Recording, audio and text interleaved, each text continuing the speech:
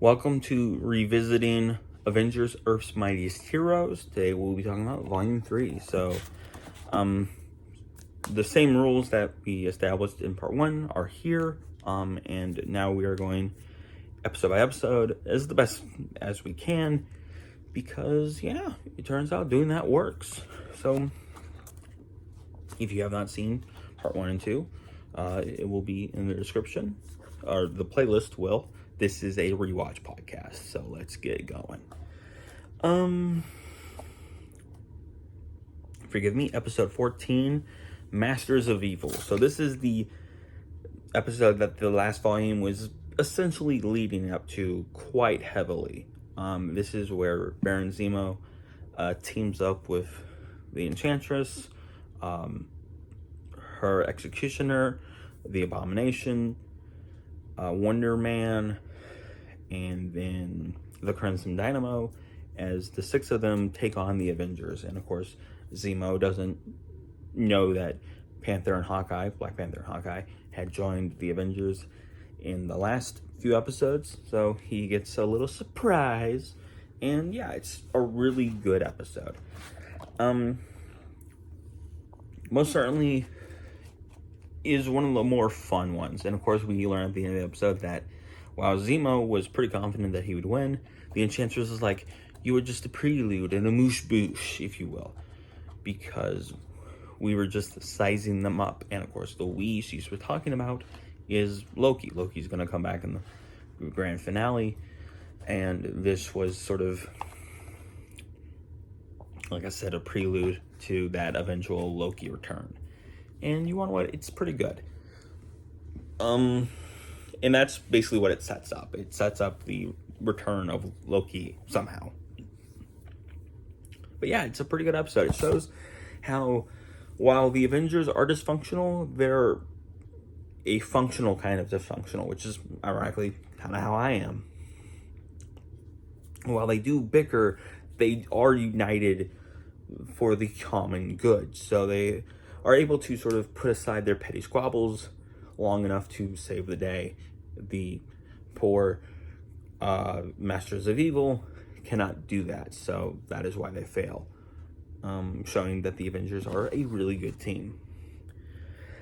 Next is episode 15, 459, which is a number, or I guess maybe 409 and 59. However you want to say it. This is the episode that introduces Carol Danvers. And Carol Danvers is strong, but not in like a stubborn, pig-headed way. She's stubborn, she's strong, she's a get-her-done type of person. Very much like her MCU counterpart, except I feel like where MCU Carol dropped the ball, and this is really to blame on the writers of not only Captain Marvel, but also perhaps just her representation in Avengers, is that they made her a D-bag. And this Carol is not a D-bag. She's confident, but she, understands that there are things that other people can contribute. And I do think the Marvels could kind of get us closer, because that Carol, that version of Carol in the Marvels has flaws, but she sort of has her edges rounded off. And I think we could possibly in Doomsday and Secret Wars see Carol become like this show's version of her, compared to like what we got from her in the Captain Marvel movie. And I'm very excited to see that, because Brie Larson is a good actress, and I think she can do it. She can play this version of Carol. She just needs the right script. But that being said, this was one of the episodes that I considered to be the weakest of them until 2016 and subsequent viewings. After that, when I realized that this episode is pretty good. I think the first half is not so good, because we're having to deal with the simple fact that our heroes, who are supposed to be smarter than us, are like, oh, there's a meteor that crash landed in the woods. Let's go check it out. Oh no, it's a giant robot. Oh, our satellite or our science station blows up. Uh-oh. And then the second half of the episode is about how Captain Marvel, or Captain Marvel, is played by Roger Craig Smith, who is a good actor. He's Sonic, you know. I like Roger Craig Smith. He's like, look, that was a Kree sentry, and I am a Kree science captain. We need to defeat that thing or something, because if we don't, it will blow up the world and become a part of the Kree Empire. Both options are terrible. And of course, we also learn that the Kree and the Skrull are in a everlasting war where they're essentially both the bad guys. So this episode establishes things for season 2. So on one hand, I like what it establishes for season 2, and I like their interpretation of Carol, Miss Marvel, at this point. But I also am not a big fan of the first half. So, and although Janet and Hank's relationship is slightly annoying until the very end of the episode, where Hank almost says "I love you," and Janet wants revenge on the what's it called, the Sentry, for hurting him. So it's an okay episode. It would definitely get, I guess, on Letterboxd a like 2.5 stars, maybe a 3. Because it's an okay episode, but it's just half of an okay episode, and the other half is not so great. So that stings. Next is the Kang trilogy, episodes 16 to 18. The Kang trilogy is, I think, one of the best things this show has ever done. It's most certainly, at least one of these episodes, most certainly would be on a top 10 list for me. Why I love this batch of episodes, and I love Kang the Conqueror. This show made me a Kang the Conqueror fan. When this movie turned out to be worse than the economy under Biden, a lot of people lambasted it. I was quite harsh as well, but I wasn't super harsh because I was trying to keep it spoiler free. But I can tell you for damn sure, I did not like their interpretation of Kang. Now, that is basically enough from that movie, because guess what? Jonathan Majors has been, unfortunately, or maybe fortunately, depending on who you ask, fired from the Kang role, and, you know, now we're getting Dr. Doom, who we probably should have gotten from the get-go. But that, to me, wasn't Kang. And I actually think Victor Timely from Loki show is slightly closer to what I'd want from Kang, but, like, that was like proto-Kang. And while I love Loki, Victor Timely can't compare to actual Kang. And I love this version of Kang. I love his slight arrogance, that he's like, I will not be thwarted by a bunch of Neanderthals. And like Jonathan Adams, who played Chuck Larrabee in the Tim Allen show Last Man Standing, a show I love from my middle school, high school era of my life, plays Kang brilliantly in this show. And I think he is part of the reason why I love this character so much. Another part is, of course, the writing. He's arrogant because he's from the future, and he knows and, of course, believes that he will win and succeed because he's from the future. How could the Avengers possibly stop him? And I think that any interpretation of Kang has to hold on to that arrogance, has to hold on to that idea that he will succeed. But there's also a bit of humanity within Ravonna, his love interest, his wife, Princess Ravonna. And it's so cool and so fascinating what they do with Kang in this show. It's not a lot, but it's enough to make me, as a 11-year-old, 12-year-old watching the show, fall in love with this character. And I think that's what's so great about Marvel Animation, and why it's really awesome that we're getting it back after last decade seemed like it kind of killed Marvel Animation. But we'll get to that later down the line. This trilogy is great. Essentially, Kang in Living Legend, the third or fourth episode of the show, not only showed Captain America on his last adventure fighting Hydra in World War I, but it also showed Kang as he tried to do research for Captain America, trying to figure out how on God's green earth Captain America could mess up the timeline, because in the 41st century, I almost said 24th, the 41st century, Kang was experiencing typical anomalies, being like, what's going on? It's connected to Captain America. How could it be connected to Captain America? He dies in 1945. He comes back in the 21st century, 2011, basically, although they don't say that. And now Kang is there to either kill Captain America or take on or conquer the 21st century, or both. And it is up to the Avengers to stop him. And Iron Man is faced with the idea that he may always look towards the future, but he will never be as advanced as Kang, so he can try his best, but he will never truly succeed at predicting the future, at being the top of the line in tech, in the land of tech, industries, because there will always be someone like Kang who is better than him. So he needs to figure out, just how to, rely on the present, not just the future. Captain America learns that he is most certainly going to have to make a choice that will destroy the world in the Kree Skrull war that makes its way towards Earth next season. And what will he choose? Will he choose to let both sides of those aliens win, or will he make a choice that will possibly destroy and endanger our sun? And it's all very fascinating.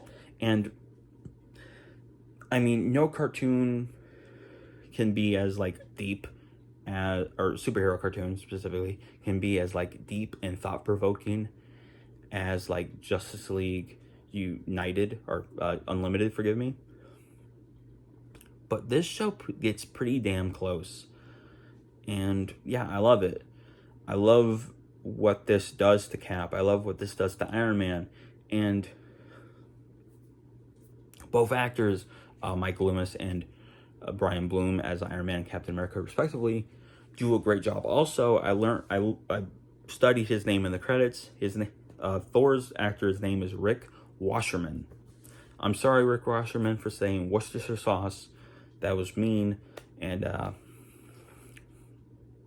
I never really focused on what your last name was until now. That's one of the best things actually about having a YouTube channel. I've learned so many things, little insights and actual actor names doing this channel, and that is probably one of the highlights of having this as a hobby, is I learned celebrity names like Brian Tyree Henry and Rick Washerman. The more you know, kids, the more you know. And yeah, I love this. My favorite, because I have to have a favorite, my favorite episode of this volume, and my favorite episode from the Kang trilogy, although a Krang trilogy would be cool, Ninja Turtles take note, is Come the Conqueror, which is the second part of the Kang trilogy.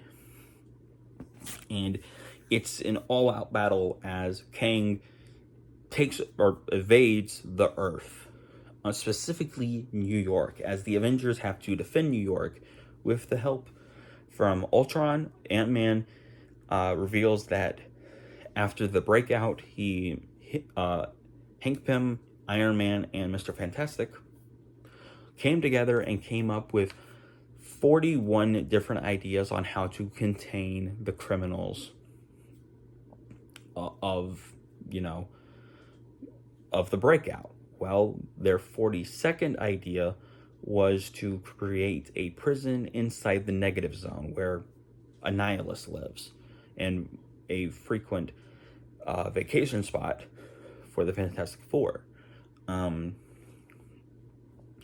And the best thing about the negative zone is that not only is it a dimension entirely comprised of antimatter, but it is also seemingly uninhabited.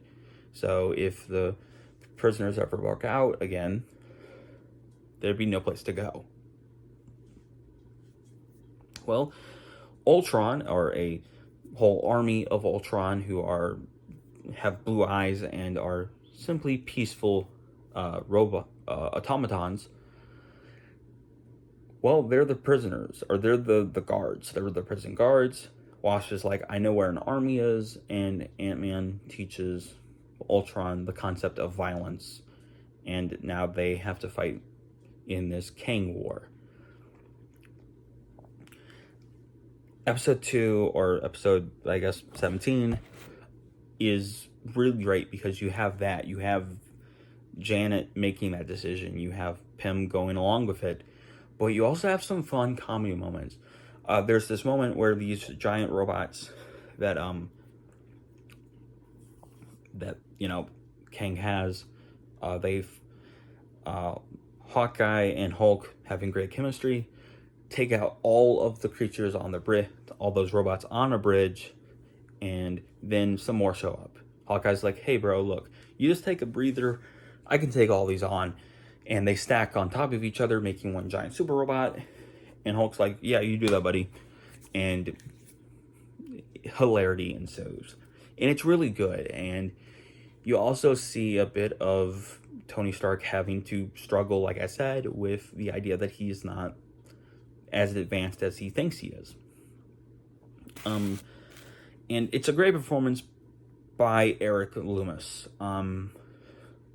As I said in part 1, I think this might sound a little generous. It might be more like 75% of the time, but I think 90% of the time, he sounds like Robert Downey Jr. Granted, he sounds, both him and Mike whatever, who does Iron Man for What If, they both actually weirdly sound very similar, and they both have impersonated Jack Black for Poe, for Kung Fu Panda, which makes me wonder, is Robert Downey Jr. and Jack Black in a similar vocal range somehow? I've never given it much thought, but I mean, I've heard impressionists talk about how they go about doing impressions, and I mean, that sounds about right. Could that be possible? Who knows?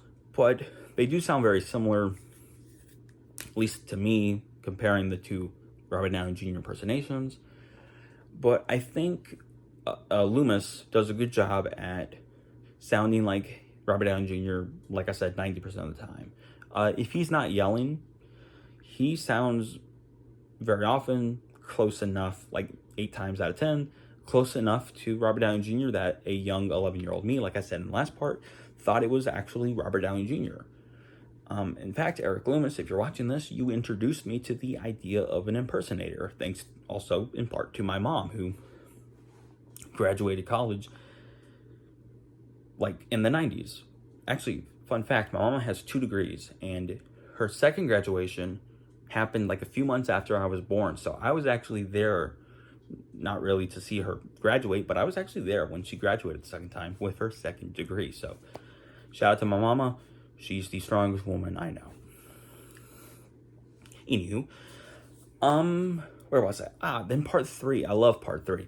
Iron Man finally realizes that Kang is in space, Damocles base, which we didn't get to see in Ant-Man 3. What the hell? But Iron Man realizes that Damocles base, literally a giant sword, is in space. So he's like, okay, guys, we need to team up and we need to take the fight to Kang in these awesome, and this is the thumbnail, these awesome, can you see it better here? These awesome space suits. And they look really cool. I remember back in 2016 thinking, because we knew at that point that Infinity War was going to be a 2-parter, I was like, these suits have to be in Avengers Infinity War Part 2. They ultimately kind of were with the time travel suits, but, or at least in color, these suits are like red and white with some blue sprinkled in for good measure for certain characters. But they really weren't the same thing, and close enough, but not really. Although I still like Endgame, you know. I didn't need those suits to be the suits that they use, but I don't know. I would have liked for them to look a little closer to the cartoon. Well, with spacesuits on, they take the fight to Damocles' base, and it's Wasp who realizes that Princess Ravonna is dying because she got caught in the fluxing of time because Captain America disrupts the 41st century. Princess Ravonna got caught in that whole thing, and now she's slowly dying. Kang doesn't obviously want that, so he, when he gets defeated, it is up to Reed Richards and Hank Pym to figure out how to save Princess Ravonna. But I really do like the final confrontation between Kang, Captain America, and Iron Man, as Iron Man tries to figure out how to disrupt the literal machine that is keeping Damocles in orbit, in the 21st century, and is trying to tell Ultron to destroy the time stream, destroy the thing that is going to keep Damocles' base in the 21st century. He's like, Ultron is like a super intelligence. He's an AI based off a human mind. He can hack your machine quicker than you could destroy us. And there you go. There's the skadoosh, if you will. Kung Fu Panda reference. And yeah, you wanna know what? It's a pretty good finale because Kang is awesome. He has a sword and an axe that has like a laser beam attached to it. And once again, he has this snide arrogance because he's from the future. He knows that he can win, and the moment that he realizes that he's going to most assuredly lose, he's defeated, truthfully. And it's so cool to see Kang that way, because this whole three-parter, he's been the upper hand, and now he is not. And I just love the Kang trilogy so much. The final part, episode 18, is actually called the Kang Dynasty, and that's partly why I'm excited, or why I'm happy that the Kang movie isn't going to happen, because this is the Kang Dynasty. This is the Kang trilogy movie thing that we as Marvel fans honestly deserve. And if you have not seen this show, please do, because this is, like I've said plenty of times, the one of definitely my personal favorite Marvel show, but one of the greatest shows Marvel has ever produced, either in live action or animated. And this was a truly great rendition of Kang. This episode also ends, or this arc also ends with the possibility that Ultron may not go back to having a peaceful life anytime soon. And that leads us to episode 19, Widow's Sting.